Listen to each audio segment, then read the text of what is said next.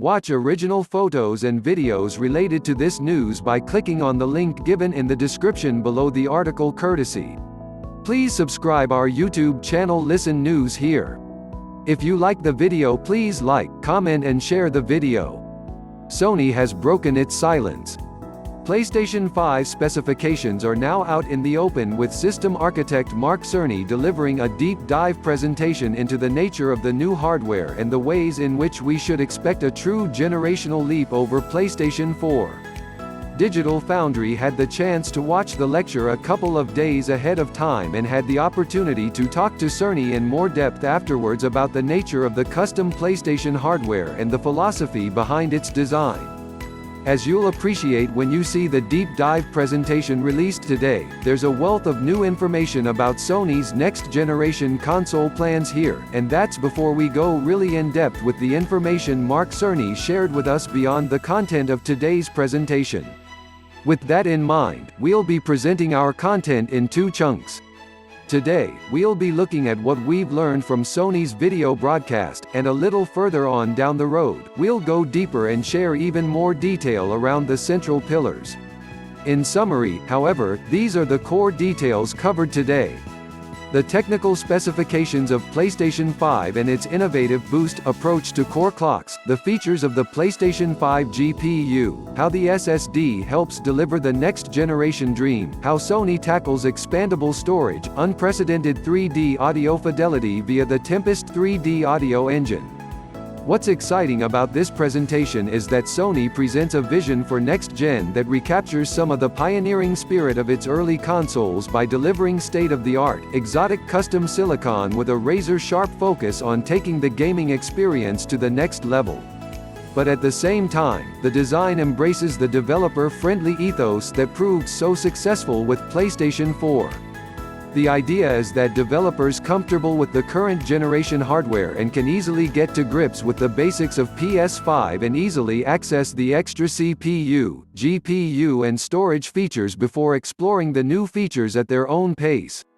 The specs from the gamer's perspective, we know from our audience that there's an almost rabid hunger for the core technical specifications of the PlayStation 5 processor, and thanks to this presentation, we now know much more about the custom AMD processor at the heart of PlayStation 5.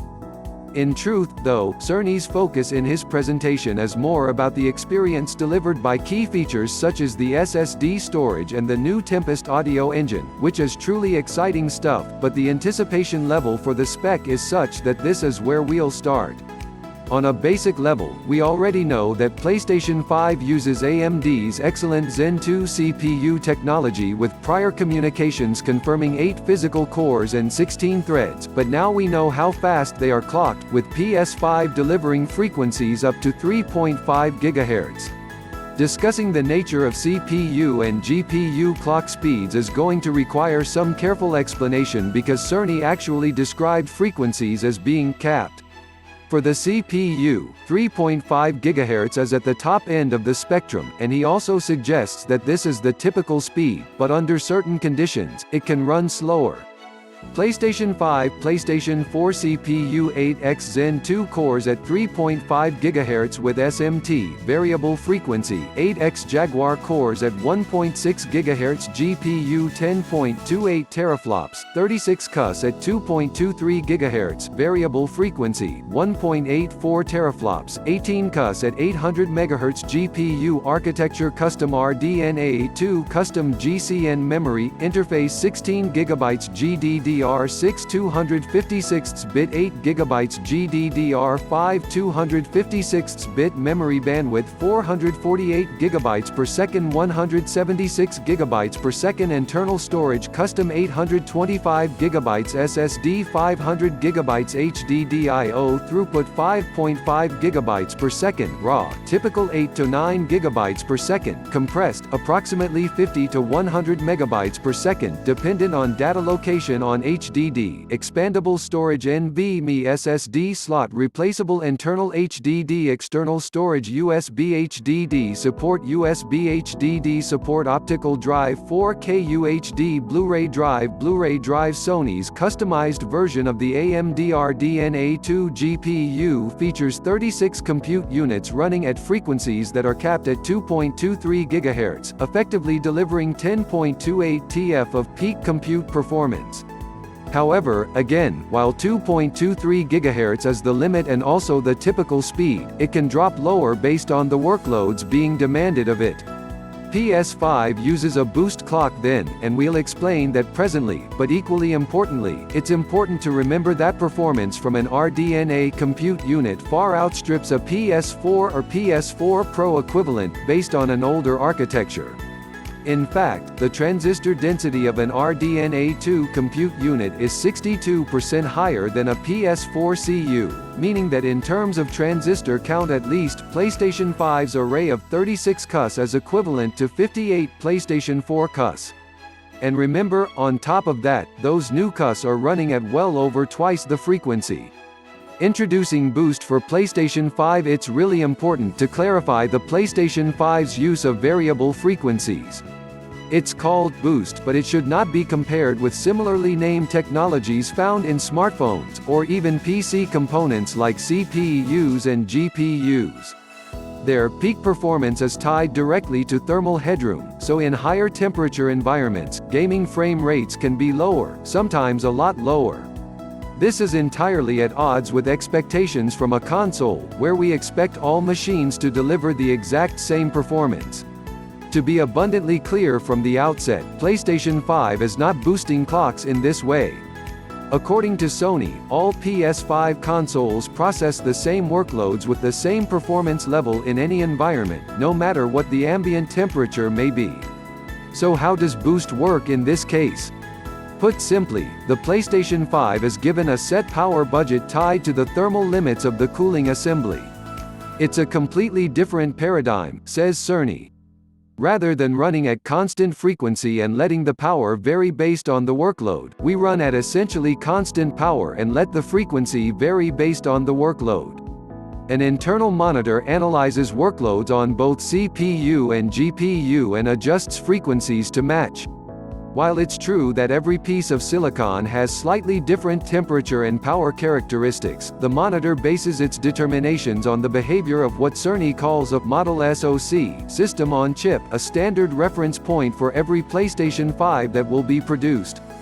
Rather than look at the actual temperature of the silicon die, we look at the activities that the GPU and CPU are performing and set the frequencies on that basis, which makes everything deterministic and repeatable, Cerny explains in his presentation. While we're at it, we also use AMD's Smart Shift technology and send any unused power from the CPU to the GPU so it can squeeze out a few more pixels. It's a fascinating idea, and entirely at odds with Microsoft's design decisions for Xbox Series X, and what this likely means is that developers will need to be mindful of potential power consumption spikes that could impact clocks and lower performance. However, for Sony this means that PlayStation 5 can hit GPU frequencies way higher than we expected. Those clocks are also significantly higher than anything seen from existing AMD parts in the PC space. It also means that, by extension, more can be extracted performance-wise from the 36 available RDNA2 compute units. Not wishing to draw comparisons with any existing hardware past, present or future, Cerny presents an intriguing hypothetical scenario, a 36 CU graphics core running at 1 GHz up against a notional 48 CU part running at 750 MHz. Both deliver 4.6 TF of compute performance, but Cerny says that the gaming experience would not be the same. Performance is noticeably different, because teraflops is defined as the computational capability of the vector ALU. That's just one part of the GPU, there are a lot of other units, and those other units all run faster when the GPU frequency is higher. At 33% higher frequency, rasterization goes 33% faster, processing the command buffer goes that much faster, the L1 and L2 caches have that much higher bandwidth, and so on, Cerny explains in his presentation. About the only downside is that system memory is 33% further away in terms of cycles, but the large number of benefits more than counterbalance that. As a friend of mine says, a rising tide lifts all boats, explains Cerny. Also, it's easier to fully use 36 cus in parallel than it is to fully use 48 cus. When triangles are small, it's much harder to fill all those cus with useful work. Sony's pitch is essentially this: a smaller GPU can be a more nimble, more agile GPU, the inference being that PS5's graphics core should be able to deliver performance higher than you may expect from a TFLOP's number that doesn't accurately encompass the capabilities of all parts of the GPU. Developers work to the power limits of the SoC, their workloads affecting frequencies on the fly, but it's those factors that impact the clock speeds, not ambient temperatures. Cerny acknowledges that thermal solutions on prior generation hardware may not have been optimal, but the concept of operating to a set power budget makes the concept of heat dissipation an easier task to handle, despite the impressive clocks coming from the CPU and GPU. In some ways, it becomes a simpler problem because there are no more unknowns, Cerny says in his presentation. There's no need to guess what power consumption the worst-case game might have. As for the details of the cooling solution, we're saving them for our teardown. I think you'll be quite happy with what the engineering team came up with. The PlayStation 5 graphics core, on the face of it, PlayStation 5 delivers a ton of power, but there does seem to be an extra onus on developers to optimize to these new characteristics. The question is, what happens when the processor does hit its power limit and components downclock?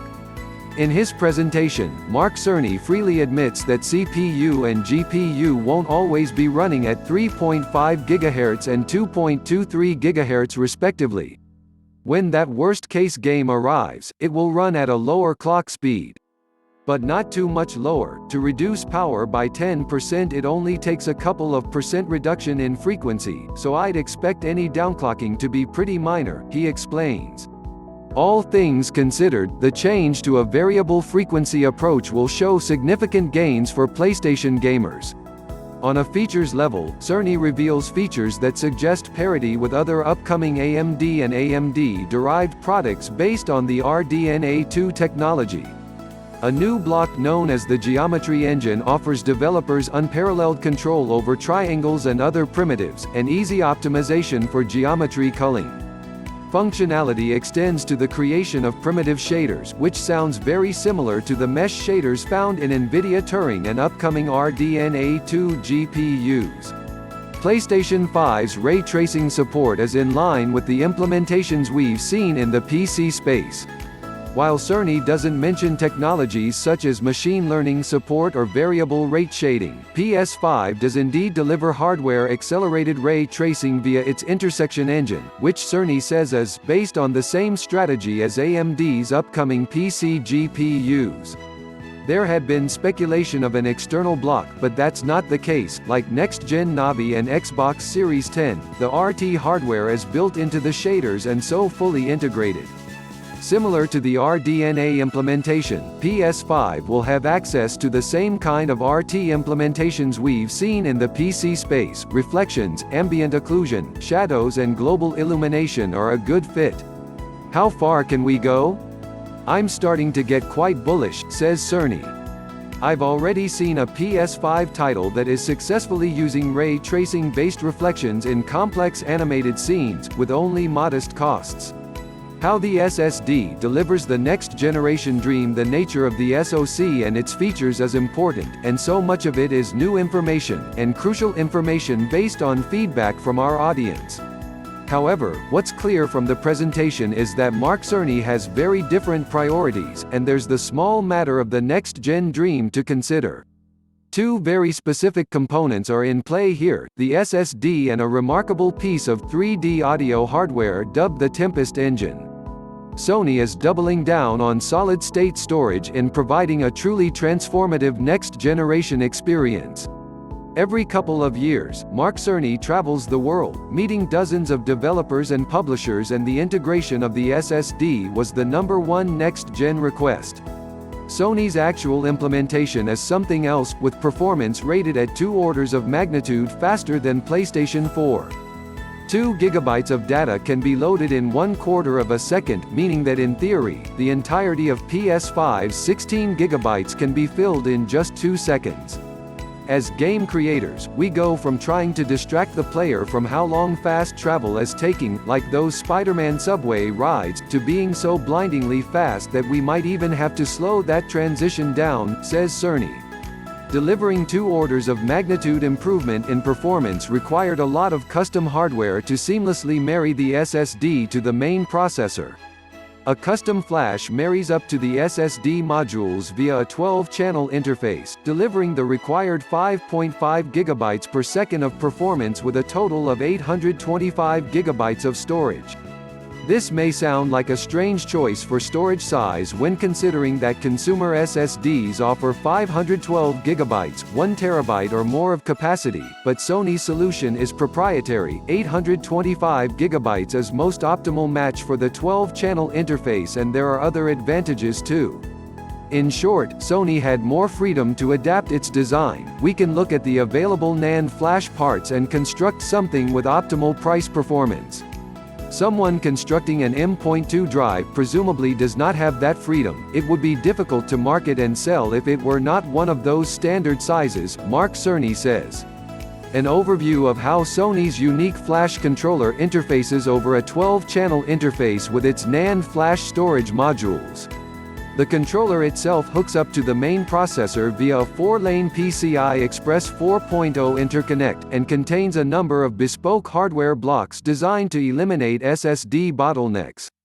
The system has 6 priority levels, meaning that developers can literally prioritize the delivery of data according to the game's needs. The controller supports hardware decompression for the industry standard ZLIB, but also the new Kraken format from RAD Game Tools, which offers an additional 10% of compression efficiency. The bottom line? 5.5 GB of bandwidth translates into an effective 8 or 9 GB per second fed into the system. By the way, in terms of performance, that custom decompressor equates to 9 of our Zen 2 cores. That's what it would take to decompress the Kraken stream with a conventional CPU, Cerny reveals.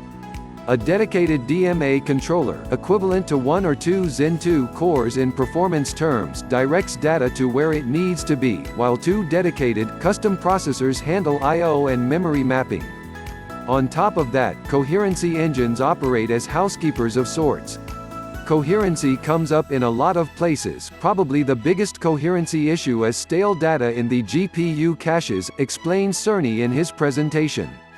Flushing all the GPU caches whenever the SSD is read is an unattractive option. It could really hurt the GPU performance, so we've implemented a gentler way of doing things, where the coherency engines inform the GPU of the overwritten address ranges, and custom scrubbers in several dozen GPU caches do pinpoint evictions of just those address ranges.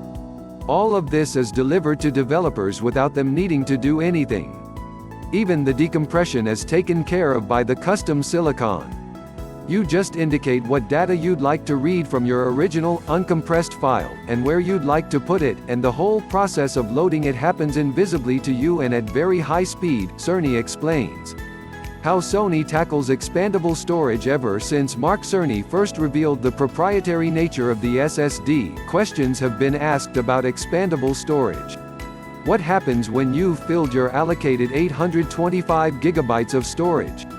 Well, PlayStation 5 is backwards compatible, and you can save space by running your older games from standard external storage. It won't be as fast as booting from the internal SSD, but it'll free up space for the next-gen titles that are going to need it. Once the limit is hit, we suspect that games can be backed up to standard hard drives, but there is an option to boost SSD storage. We've seen Microsoft's proprietary drives, but Sony is sticking with its strategy of allowing users to buy off-the-shelf parts and fit them into the console themselves. So yes, NVMe PC drives will work in PlayStation 5. The only problem is that PC technology is significantly behind PS5. It'll take some time for the newer PCIe 4.0 based drives with the bandwidth required to match Sony's spec to hit the market. And then, Sony needs to validate them to ensure that they will work properly. The PS5 will have an NVMe slot, but drive compatibility will be paramount. It's not just a bandwidth issue either, though clearly that is a factor. PS5 spec delivers 6 priority levels to developers, while the NVMe spec has just 2. We can hook up a drive with only 2 priority levels, definitely, but our custom I/O unit has to arbitrate the extra priorities, rather than the M.2 drive's flash controller, and so the M.2 drive needs a little extra speed to take care of issues arising from the different approach, says Cerny. That commercial drive also needs to physically fit inside the bay we created in PS5 for M.2 drives. Unlike internal hard drives, there's unfortunately no standard for the height of an M.2 drive, and some M.2 drives have giant heat sinks. In fact, some of them even have their own fans. Today's fastest NVMe drives don't have the bandwidth required to work for PlayStation 5. However, future tech, possibly drives like the Samsung 980 Pro, could conceivably work. While the internal SSD solution is proprietary, with what might be considered a non-standard capacity, this will have no impact on the storage available from compatible M.2 drives. If you buy a 1 TB or 2 TB drive, that's the storage you'll have available. The M.2 drive will have its own flash controller with its own invisible internal interface to its NAND flash dies. We don't know, or need to know, the details of that internal interface, or the size and type of NAND flash attached via that interface, Cerny explains. What's relevant is the M.2 drive's external interface, e.g. 4 lanes of Gen 4 PCIe, so it can hook up to our flash controller, and the read bandwidth it can support via that interface. In short, expandable storage is possible and you won't need proprietary drives from Sony to get the extra space you want. However, in the short term at least, the advice is simple: don't buy an NVMe drive without Sony validation if you plan to use it in PlayStation 5.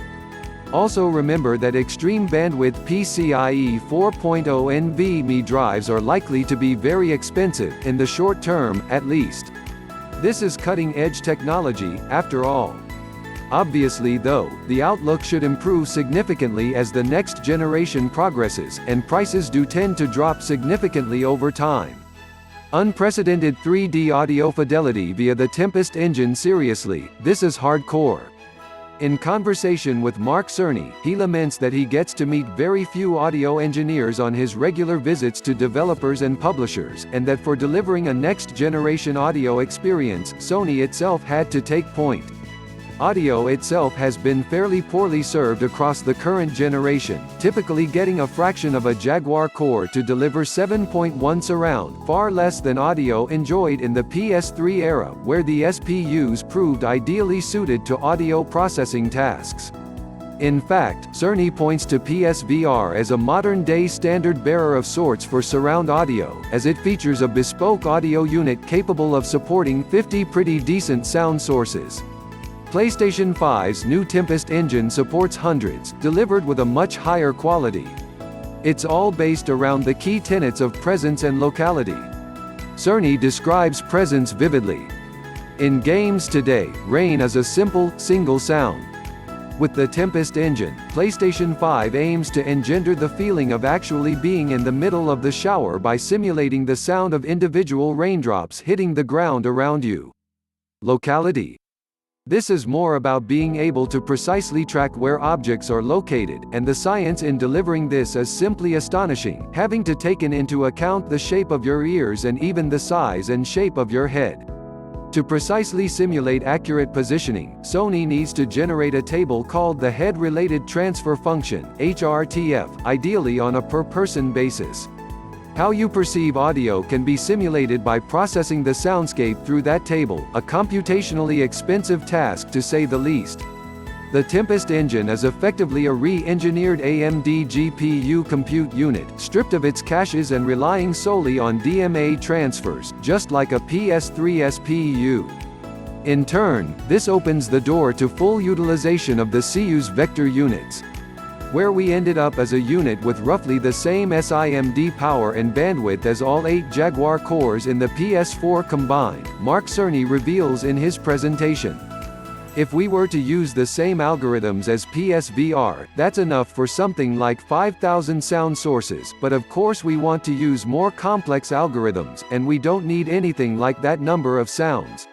Sony's next-gen audio system is so advanced, it can be tailored to the individual characteristics of the user's hearing. This is determined via the HRTF tables seen here. On the left is PS5's default, on the right Mark Cerny's individual HRTF. In short, the Tempest engine opens the door to a genuine revolution in game audio, and while there are challenges ahead in seeing the system reach its fullest potential, one thing you don't need to worry about is buying into high-end audio hardware to enjoy the experience. In the short term, the simple solution will be to use headphones, 2 ears, 2 speakers. It's all you need, and the Tempest engine will handle the rest. Going forward, Sony is optimistic about great results from virtual surround from TV speakers and sound bars, with multi-speaker systems also due for support. However, the ambition of the surround audio system is such that we may not see its potential fully realized for some time. Processing audio via the HRTF system presents challenges in that everyone's head and ears are different. Sony has modeled HRTFs for around 100 people to get some idea of the variation and come up with 5 presets for launch. A configuration tool will ensure that the best is selected for you. Obviously though, being able to input your own HRTF will present the ultimate experience, and achieving this is ongoing research. Maybe you'll be sending us a photo of your ear, and we'll use a neural network to pick the closest HRTF in our library, suggests Mark Cerny. Maybe you'll be sending us a video of your ears and your head, and we'll make a 3D model of them and synthesize the HRTF. Maybe you'll play an audio game to tune your HRTF, we'll be subtly changing it as you play, and home in on the HRTF that gives you the highest score, meaning that it matches you the best. This is a journey we'll all be taking together over the next few years. Ultimately, we're committed to enabling everyone to experience that next level of realism. So that's the key pitch from Sony in this beat of its lead up to the release of PlayStation 5 and its exciting stuff. There's a genuine desire here to propel gaming in new directions, while at the same time retaining the ease of development that became a hallmark of the current generation. And if the instant loading strategy pays off, we will have recaptured the immediacy of plug-and-play console gaming that has diminished rapidly over the last couple of generations.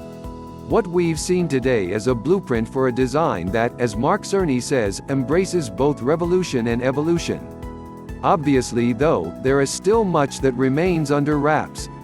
Unlike the Microsoft reveal earlier this week, Sony is still keeping a lot of its cards close to its chest. The only example of the SSD in action we've seen remains wobbly cam footage of an early Marvel's Spider-Man demo, while by its very nature, demonstrating the capabilities of the Tempest engine without going hands-on, or rather, ears-on, is going to be enormously challenging. And then there's the matter of the form factor. Sony's choice to introduce what is effectively variable frequency to its processor with a power limit may hint at a more traditional console design, as opposed to the radical solution opted for by the competition. But right now that's just speculation. We now know much more about the next generation Sony console, but clearly we're still some way off the big reveal.